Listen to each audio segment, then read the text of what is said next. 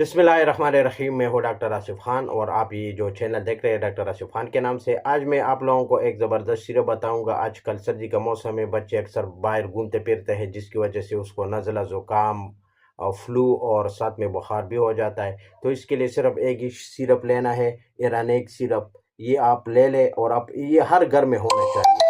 जब भी आपको इस तरह मसला हो तो आप इसको सिर्फ एक चम्मच देने से उसका जो है ना वो इंशाल्लाह जो नज़ला ज़ुकाम है वो ख़त्म हो जाएगा और बुखार है वो भी ख़त्म हो जाएगा और इसी वक्त काम करेगा इंशाल्लाह। तो आप इसको खिलाएं। ये फार्मेसी मेडिसन है, इरानेक सिरप के नाम से ही आपको हर फार्मेसी स्टोर से इजी मिलेगा। उम्र के हिसाब से आप उसको देना है। मेडिकल स्टोर वाले भी आपको समझाएगा अगर उससे आप पूछेंगे कि आपके बच्चे को उम्र कितना है।